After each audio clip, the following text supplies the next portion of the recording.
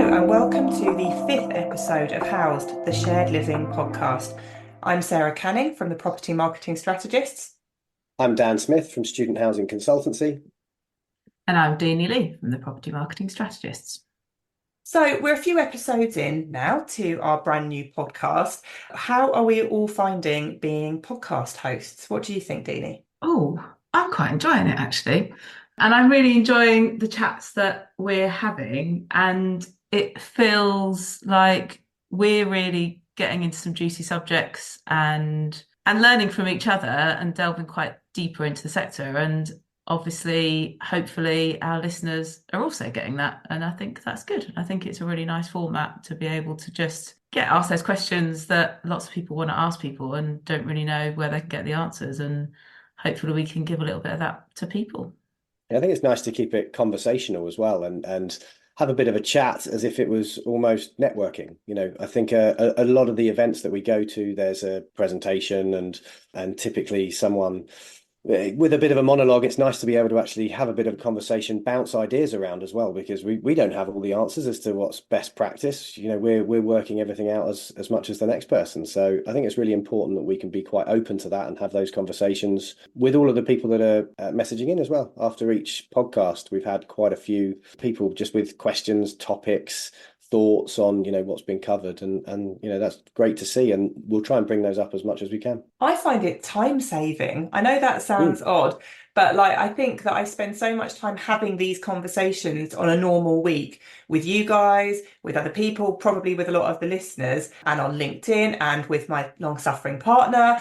And actually, I'm saving all of these conversations up for the podcast now, constantly writing notes down. We've been sharing lots kind of off air. We could talk about this. Have you seen this article? Have you heard what's going on here? So actually, I feel like I'm kind of condensing it into the podcast rather than kind of spending a lot of my week having a lot of these kind of conversations. That's always the thing with being a consultant as well. Like, how much do you give away in a sort of 15-minute phone call, and how much are we willing to kind of put out there before we start charging people? That's the key thing that I've always struggled with as a consultant. There's plenty of people out there that I'll, happily give a free bit of consultancy to, but, it does get to the point where things start taking up a bit more time. This, as you said, Sarah, is just condensing everything. So it's allowing us to put more information out there, talk about some pretty juicy topics that not a lot of other people really talk about for fear of upsetting certain parties. And I think we're well placed to do that, and it will save us time in the long run. Right. So one thing that we're getting asked quite a lot at the Property Marketing Strategist is about trends and challenges and, what's everyone doing during the marketing season, really. And we just wanted to spend a few minutes talking through what we're seeing in the kind of the wider property industry. And I guess to kick things off, one thing that we get pulled into a lot of conversations during our consultancy is when to market and when not to market. And I think, from an investor point of view and from an OpEx point of view, I think it's quite a simplified view to think when things are going well, stop marketing and then turn it back on when you need to. And if we take the PBSA cycle, for example, or the wider student accommodation cycle, you often, start the season really well, you slow down marketing, and then you can pick it up again if you need to. But from a marketing spend point of view, that becomes really, really challenging because you can't just turn marketing on and off. And if you do that, it will cost you more in the long run. Thinking that a property doesn't need any investment into SEO, for example, but then suddenly it does because it's not performing very well. That takes years and months to actually build up. And in the meantime, you're spending lots on PPC and other digital advertising. So it's kind of a false economy. Deanie, what else are we being asked? I feel like we have this conversation a lot. We do. And I kind of wonder whether, as well, just that aspect of it is very much around that education piece, which is kind of what we set out when we launched the Property Marketing Strategist, is actually how do we educate people a bit more on how marketing works. And because I think it's too easy from an investor to sit from a very distant place and just say, oh, well, that's full, so why are we spending money on marketing? And like you say, I think it's about that education piece of, well, marketing is not just about this year and this booking cycle. It's actually about making sure you've got enough of a foundation that you don't have to spend so much money and do crisis marketing, which is what we see a lot of the time, is when we get to that point of, oh, things aren't where we are, we'll just chuck some money at it. And it's that strategic, I guess, approach and that education piece to really understand what those differences are and where that spend differs. One classic example that we see a lot, and Dan, I'm sure this will resonate with you, is that about marketplaces. It's kind of, well, we need you now, but no, we don't need you. And oh my God, I need you now. And it doesn't really work like that, does it? No, it doesn't. And that's especially true for the marketplaces themselves, because what they need is consistency. And unfortunately, the way things have been over the last few years, they've just had complete volatility to deal with. So there hasn't been a sort of foundation for marketplaces to really build on with individual operators. Now, there are some operators out there, some of the larger operators typically have a good sort of basic foundation, and they will bring in marketplaces to work on certain properties as and when they feel they need to. But they will have a core of bookings from those marketplaces. So the marketplace can sort of rest assured a little bit, knowing that they'll be able to place X amount of bookings into that operator and then work with them as and when needed. But, as with the demand, the sort of supply demand imbalance that we're seeing in certain places, operators will typically hold marketplaces now to specifically fill the likes of beds in Coventry or Sheffield or Colchester or Leicester, depending on how those kits are doing. That's a real difficulty for marketplaces, because what they really want is the beds that are easy to sell. Of course, they want access to the beds in Bristol or Glasgow or various other locations as well, not the beds in those oversupplied markets that are sort of slightly more mature. So it's a real balancing act that marketplaces have to find, and they are completely beholden at the moment to the operators until the point that they get to, they're ultimately too big to turn down the bookings, and they can dictate the terms a little bit more. But realistically, I think now there's only a couple of places, and that's UHomes and Amber, that are actually too big to turn down. And I think that's a real challenge for any of the other marketplaces that aren't quite doing those numbers, and they might be focusing more on conversion rates or more on certain locations. But you can find yourself quite easily having your commission turned off on certain locations because Nottingham's about to sell out, or Bristol's about to sell out, or has sold out, or whatever. And then you have to completely put all of your efforts into Coventry or any other location. And that just makes it really tricky to manage. But this year, we've actually seen some of the operators pushing back pretty hard on domestic bookings and saying, actually, we're not going to pay you for domestic bookings that you send to us, because what we see marketplaces as is a bit of a reach into international markets, an extension of our sales and marketing team in India or Malaysia or China or wherever. We don't want you fishing in our pond, as it were, and giving us domestic student bookings. They're already here. That's our job. We can do that. And so I think there's some marketplaces that will fall foul of that this year, depending on how the sales cycle goes. Because, of course, later on in the season, if there is availability in some of those key locations, as personally I suspect there may be, then the taps will get turned on again, and those marketplaces will potentially try and turn the screw on the operators to say, give us the domestic bookings again. So it's going to be a really interesting year for marketplaces, that's for sure. And that's a really interesting topic, and a question that I've always had is how you manage that process, or can you manage that process of marketplaces only sending you international students.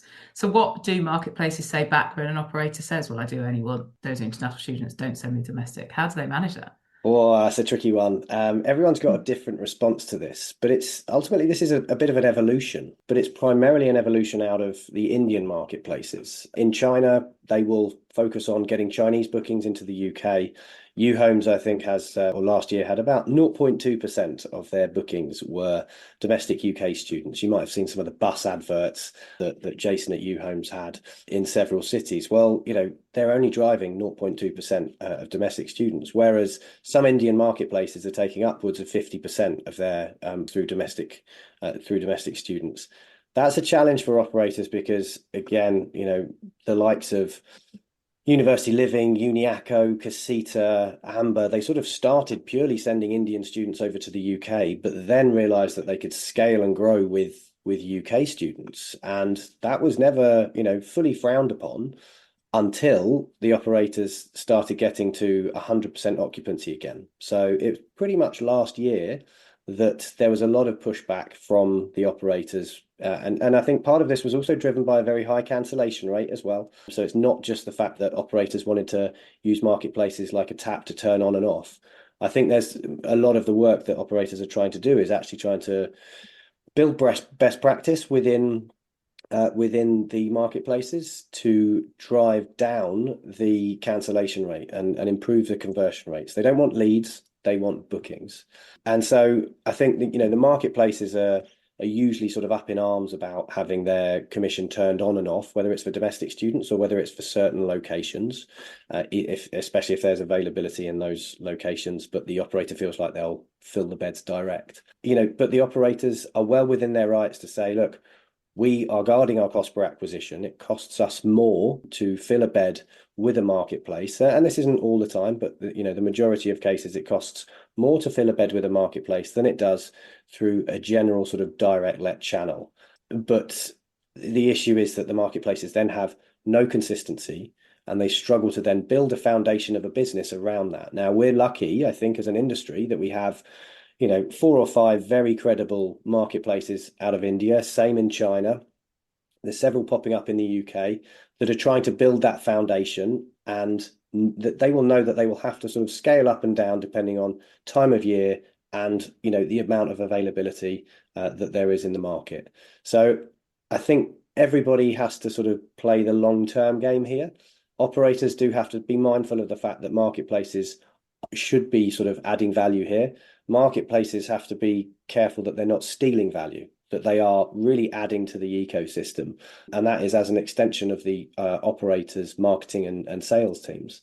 So it's a really fine balance. I think there's a few marketplaces and operators that have got the balance a little bit wrong at times. And this year, I think, will be more interesting than most, with a couple of the bigger operators telling the marketplaces they're not going to pay commission for domestic bookings. If that continues towards the end of the season, yeah, I'd be very interested to see. I think it also is something that we see a lot, and why we talk about the kind of the strategic approach to how you're filling your beds, is that there's an understanding between which beds you want to sell to marketplaces and which beds you want to sell by direct. And they're different budgeting systems. There's a cost per sale and there's a kind of cost per lead. And I think there's a lot of work that can be done around really actually understanding before you even get into the selling season, actually planning and digesting and executing a marketing campaign based on that strategy of where you're going to sell what, and not just a quick, as I say, crisis kind of marketing. Oh, we've got some beds, let's just chuck them at marketplaces because then we can get rid of them. Exactly. It's kind of a defined strategy.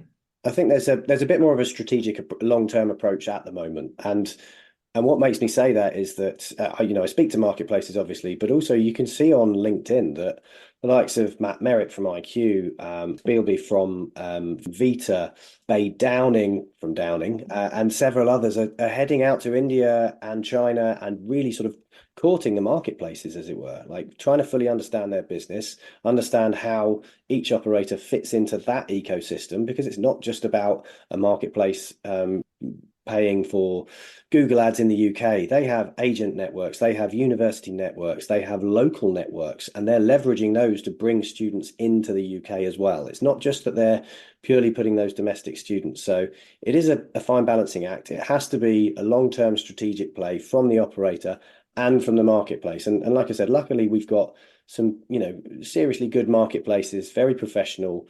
They can get aggressive at times in terms of their sales processes and techniques, but some of that is healthy competition. Some of that is, it can get a little bit overzealous, as we've seen in earlier episodes with some of the fake bookings, etc. But for the most part, it's a mutually beneficial ecosystem. It just every now and again needs recalibrating. And I think operators have started to recalibrate it this year to kind of get control again of those marketplaces. And the marketplaces will have a bit of a whinge, push back a bit, and ultimately start to think about how they can scale in other areas or with other operators or whatever it might be. But I think the foundations will always be there. Marketplaces are here to stay, and they are an extremely important part of the sales and marketing process. And I think we'll come back to this topic time and time again. And I think one thing that we haven't touched on is kind of how there is a bit of a resurgence in brand in property. So I think maybe that's a topic for next time. But I'm keen to probably discuss some of the other things that's on our mind this week. We've got to get through Sarah's digest of stuff that she saved up. Absolutely, my brain dump. So next on my list is private and public amenity space. So I recently stayed in a room 2 in Belfast. And I think, the three of us have spent some time staying in various different social hubs, Europe. And, I think I speak on behalf of all of us that we love the vibrancy of those kind of places, the hustle and bustle, the constant kind of revolving door of different people, coming through the door, whether that's to eat food or to study or to, plug their headphones in and work in the corner, whether they live there, whether they work there, or whether they're just staying there for 1 or 2 nights or a week. And it's not something that we see a great deal of in the UK, but it seems to work really well in mainland Europe. We've chatted with Frank from the Social Hub a few times about how that can be replicated in the UK with our very stringent health and safety laws and fire safety, and that kind of breaking the barriers down and being a little bit more open to being less secure. The buildings are still secure, but it doesn't feel like there's a barrier, which a lot of PBSA, BTR co-living buildings in the UK have. So yeah, let's open it up. Dan, what's your take on the kind of the public-private space? Is it something we're going to see more of in the UK? I think it should be, personally. The best example that I can give in the UK at the moment, and there's quite a few sort of co-living spaces that are trying to do things differently, but the Sugar Cube in Sheffield, I don't know if you know it. It literally looks like a sugar cube. It's I think there's about 60 odd beds, sort of Scandi design. So it's quite minimalist, but that looks effective and it's cheap. On the bottom floor is really good reception, an absolutely buzzing cafe bar scene. It was completely rammed. I went there to have a look for an investor, and it was just completely rammed. It was such a good use of space. It brought people in. If I was looking at other accommodation areas, accommodation in Sheffield, of which, as we know, there are a lot, I would be thinking, right, this is really vibrant. It felt safe because there was a sort of way to get through to the student accommodation. You could also block off half of the space, but super profitable concession in there for later on. And it really worked. And I think that sort of blended living that the class conference have really sort of pioneered. And and when I say the class conference, I mean, that's the typical exposure that we get to the social hub and, formerly student hotel. And that's the best example, I think, across Europe of blended living, where you have the students and travelers and tourists, and it's co-living as well. It's a complete mishmash. Now, I remember seeing Student Hotel come across the desk when I was at Roundhill and thinking, I'm not sure an investor's going to go for this because blended living was such a new concept. And I think that now there is a real focus on how can you integrate with the local community? How can you give a little back? How can you have different sort of demographics, whether it's a young professional, a student, etc. A lot of investors are looking for a bit of a defensive play. There's a little concern in places like Sheffield or Coventry or any place where you might find a little bit of oversupply that you need a change of use at some point. So you need to be able to house young professionals if you're not going to fill with students, etc. So I think it's going to become more and more important that, sort of community-led blended living spaces that are enticing people in, not just students, but, across the board. And that's where co-living really can come into its own. So, yeah, I'd highly recommend having a look at the Sugar Cube and just try and catch it on but it doesn't really matter when you go there. It will be full, and there'll be half the residents there and half students too. So that's a really good example of how to do a sort of third-party cafe concession stroke social space really well. So it is possible then within the regulation to make it work. So the idea that it's not possible, it might be more complicated, it might be harder, you might have to jump through a few hoops, but it's there, and you can work with the regulation that we have in the UK to make it happen, which is. I guess the key is technology. We're not saying that the building should be a free for all for everybody, but with fob entry, with the right staff, with the right layout, I think it can work. I mean, in room 2, you couldn't go in the lifts if you weren't a resident, but on the ground floor, it had a great restaurant and cafe and kind of co-working communal space. So it can be done, and I would love to see it because, so many, particularly student buildings, are really empty during the hours of 9 to 5. And not only is the space kind of underutilized, but I think it doesn't create a great atmosphere. And quite often, the students end up using the spaces in the evening, which is great because you can also have this kind of AM to PM sort of arrangement. You're in the right location and you've got the right use of space on the ground floor, and it's open and it's welcoming. I mean, the social hubs that we stayed in, kind of most of them have sort of cafe seating outside, so immediately you can see that you're welcome, that there's a route in, and you can access it without having to press a button at reception and get buzzed in, which I always think creates such a barrier and isn't massively welcoming. I think we spoke about this a few episodes ago about kind of the use of city centre buildings and retail outlets into homes, and it kind of using this space as this community aspect is a great way to bring life back into many of our town centres that have been completely depleted. So I think there's a lot to be said about really thinking about that amenity space. I think that's going to happen more and more. I read the other day, there's sort of 200 odd Debenhams that still haven't been converted. They're still empty, and they are obviously, it's typically right in the centre of a high street of a town or a city. And yeah, it's a little bit challenging in terms of light and social space, etc., and the room mix, but there's definitely more that can be done with existing buildings to bring people into a city centre, both to live and to work. And I think that's what we should start seeing a bit more of, more refurbs, more people thinking, right, that building's derelict. Actually, what could be done with that? Because there's no more sustainable building than the one that's already been built. And I think as investors focus a bit more on sustainability, I think there will come a point when they have to sort of realise that, okay, yeah, we know that the margins are much better in development, but actually in refurbishment, we will get a quicker result, and we can turn around a building that will bring in the local community. It will make sure that, the students or the young professionals are fully integrated, and really add value to that town centre, because, they are, as you said, Deanie, they are, well, a lot of them are pretty dilapidated. So, yeah, I think there's a lot of work that can be done, and we're starting to see that. And Jopling House in Sunderland, run by Graysons, is a good example. It's a bit of a basket case of a building in terms of the way some of the layouts are, but it's definitely working and will continue to work. Then there's numerous others. University of Gloucester in Gloucester have just taken over their Debenhams, and so they're creating faculty buildings. Richard Gill has just taken over an office building in Nottingham city centre. There's a lot more that could be done. It's just a case of beating the streets and getting out there and having a look for those buildings. That's the key. I think we're all really keen to see the new social hub in Glasgow, because that is a refurbished department store in a city centre. So I think if anything can kind of exemplify what we're explaining here, it will probably be that building. Onto a slightly different topic. It makes more sense written down than verbally, but the difference between affordable with a capital A and affordable with a small a.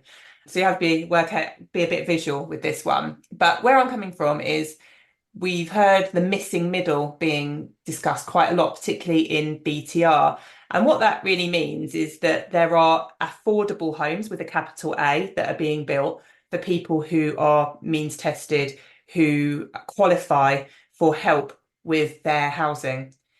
And then you've got affordable with a small a, which is really everybody else who can't quite qualify for help with their housing, and they won't be housed in affordable homes, but they're still looking for affordable homes. And BTR hasn't quite gathered momentum really with scale to be able to offer that yet. So the investors are obviously massively interested in the big returns. And that's where these big fancy buildings with lots of amenity space comes in, but they come at a cost. So they're not really yet offering an affordable option. We've seen the same in PBSA, but, arguably in PBSA, there isn't even affordable with a capital A. There isn't an option for people that really need help, apart from, various different bursaries and scholarships which universities provide. But away from that kind of university setting, it's quite rare. So I guess that's my question to you, Deanie and Dan, really, is kind of how can shared living become more affordable for the people that don't have big budgets and just don't qualify for the lower end of the scale either. Yeah, and I think we discussed this briefly again on a previous one around this idea that actually the BTR sector does have a role to play in the housing crisis. And actually, it's one of the key solutions enabling us to build enough houses to break down the demand issues we have. But like you say, if we're only building for one segment of the market, it's not going to solve that problem. How we solve that, I don't know. And I don't know if this comes to one of our ongoing topics around actually, as a sector, we need to be working closer with the government and collaborating better with local authorities to understand actually these are the challenges to how we can build or why we can't build affordable homes or make with a small a affordable homes, and here's how you can help us to bridge those gaps. And I guess just like we always say, we don't always have to keep building the same thing.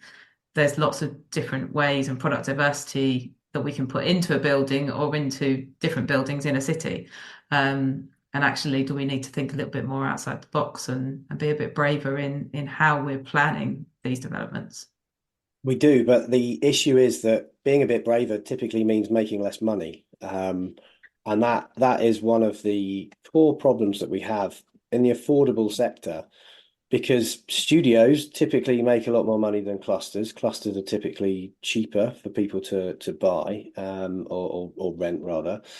And that goes across the board with co-living, BTR, etc. It's just a real challenge to get investors to buy into affordability, because they know that they can make more money in the sort of higher end side of the market. That's why we've seen such a real focus from PBSA in particular on studios and on focusing on the Chinese market in particular. And I think that is the affordable side is something we've certainly neglected. But without more government sort of intervention, as it were, which we're definitely not going to see anytime soon, I can't see any investor, developer, operator in BTR, co-living or student in particular really going after the affordable sector in a big way. That's the main issue that we have. It's driven by the investors. I wonder about single family housing though, because that can be built much lower density than we see in traditional BTR multifamily living. It has less restrictions because you can build a small development of houses pretty much anywhere in the UK. You're not reliant on, small footprints that you have to go high rise like you do in city centres. And it seems like there is a lot of appetite for single family housing. And yes, it's much smaller scale, but as an investor, you can get a return quicker because building, say, a development of 30, 50 houses will take much less time than building, a 20-story apartment block. And, these aren't, I don't think they're being marketed as affordable, but they don't have all of the amenities. You're not running gyms and swimming pools and 24-hour concierges because it's effectively, an estate of houses to rent. And it seems like they're being, really well considered where they're being built. So they're built in towns and villages where people can access the amenities. So you're not reliant on them being there. So yeah, I think that's one to watch. I don't know. I don't yet know if we've got scale enough to work out if it can meet the demands of that missing middle. But I think it's getting there. I think this is a topic that we could probably talk for a long time on, and I know we probably don't have time now to talk about it, but one I'm sure that we'll come back to, and a really important one for country and housing in general. So yeah, really fascinating, and I hope you do come back to it. But I think we probably do have to close for this episode now. So thank you to all our listeners for joining us again. do let us know via LinkedIn, email, whatever way you want to let us know what we should be chatting about or any other topics that you want us to cover. This podcast is really about all aspects of shared living. So if we're not covering something that you think we should be, then drop us a line. And thanks again for joining us. And we hope to catch up with you soon on episode 6.